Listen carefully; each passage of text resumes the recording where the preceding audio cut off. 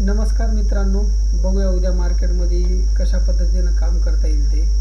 तर आज मार्केट सकाळी तर बेरिश मोडमध्ये होतं, पण शेवटी 2-2:30च्या नंतर एक मार्केटमध्ये चांगलं मूवमेंट आला आणि जेवढाही सेलिंगचा प्रेशर सकाळी आला होता तो पूर्ण कवर होऊन गेला.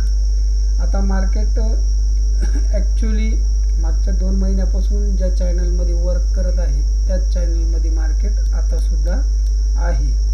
आता हे जे खालून बाईंगचं प्रेशर आलेलं आहे 1 डेच्या कॅन्डलमध्ये, याला जर आपण 15 मिनिटाच्या चार्टमध्ये जर बघलं तर तुम्हाला एक गोष्ट लक्षात येईल बघा, की मार्केट काल गॅप अप ओपन झालं आणि पहिल्या 15 मिनिटाची कॅन्डल रेड बनल्याच्या नंतर सेलिंगचं प्रेशर आलं आणि market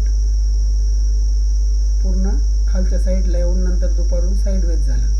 आजसुद्धा market gap up open झालं, पहिली 15 मिनिटाची कॅन्डल रेड बनली, तिचा लो तुटला, मार्केट सेलिंगमध्ये आलं. नंतर मध्ये एक स्पाईक आला होता, तो सुद्धा परत खाली येऊन नंतर 2-2:30च्या नंतर मार्केट कवर झालं.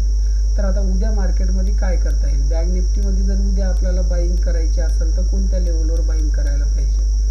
तर उद्या ही बँक निफ्टी जर गॅप अप ओपन झाली तर उद्याच्याला मार्केट हे सडनली पहिला अर्धा पाऊण तास मार्केट वरच जाण्याचा प्रयत्न करेल. कारण का, हे 2 दिवस झालं बघा, इथं मार्केट गॅप अप ओपन झालं, सेलिंगचं प्रेशर आलं, इथं मार्केट गॅप अप ओपन झालं, सेलिंगचं प्रेशर आलं.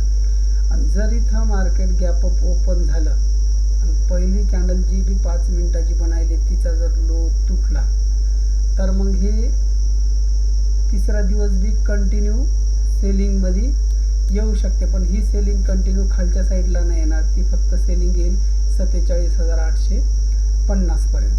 आणि जर पहिली जे 5 मिनिटाची कॅन्डल बनली तिचा हाय जर तुटला तर मग बँक निफ्टी जाऊ शकते 48,170 ते 48,450 हे दुसरं रजिस्टन राहील तिला. आणि इथं थोडं सस्टेन केल्याच्या नंतर 600-650 पर्यंत जाऊ शकते. तर मग आपल्याला बेस्ट ट्रेड कुठं बनल?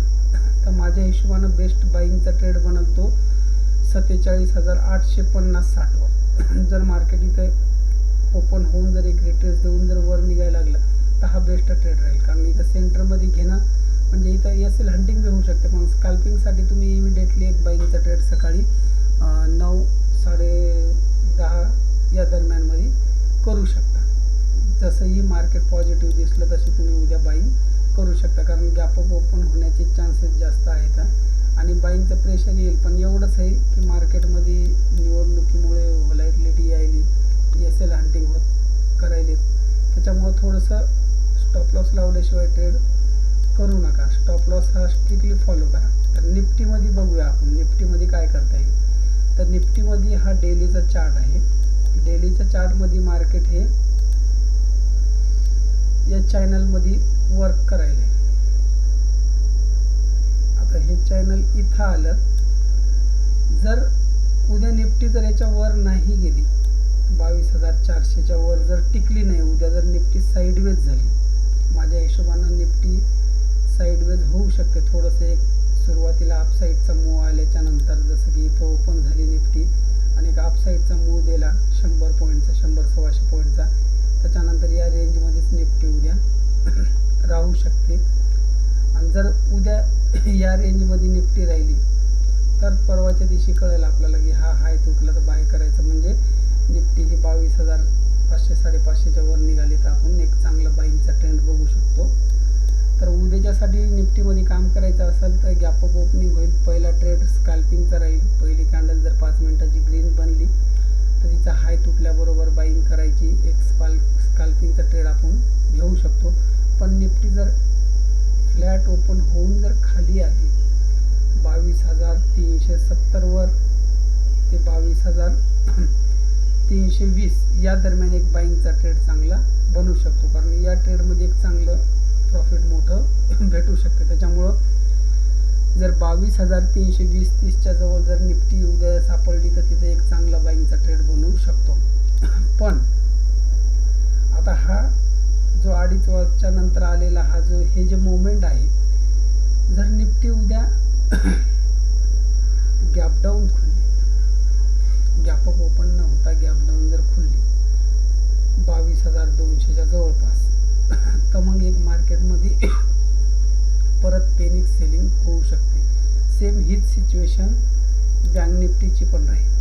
कारण बँक निफ्टीसुद्धा जर उद्या अशी मोठी गॅप डाऊन खुलली 47,650 600च्या जवळपास, तर मग परत मार्केटमध्ये एक पेनिक सेलिंग येऊ शकते आणि त्याच्यामध्ये आपल्याला 47,400 पहिलं टार्गेट पाहायला भेटेल आणि दुसरं टार्गेट 47,000. अशा पद्धतीनं उद्या मार्केटमध्ये काम होऊ शकते. पण कधीही मार्केटमध्ये ट्रेड करताना स्टॉप लॉस लावल्याशिवाय ट्रेड करू नका.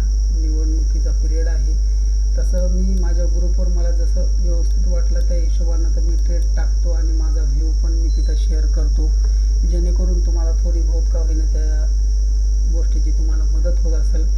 तर आता एक गोष्ट सांगायची की मार्केटमध्ये हे जे लेवल मी सांगतोय तुम्हाला, किंवा माझ्यासारखे असे बरेच लोक आहेत की लेवल वगैरे सांगतात, हे लेवल फक्त एक सपोर्ट आहे नॉर्मल.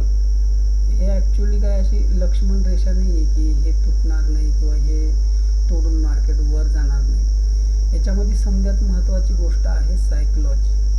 आणि सायकोलॉजी कशी डेव्हलप करायची, त्याच्यासाठी काय करावं लागेल, तर याच्यावर एक मी व्हिडिओ आजच बनवणार आहे आणि ते उद्या सकाळी मी यूट्यूबवर लोड करेल. फक्त माझं एवढंच म्हणणं आहे की व्हिडिओ पहा, सायकोलॉजी कशा पद्धतीनं डेव्हलप करायची काय नाही, त्याच्यासाठी आपल्यामध्ये काय काय चेंजेस केले पाहिजे.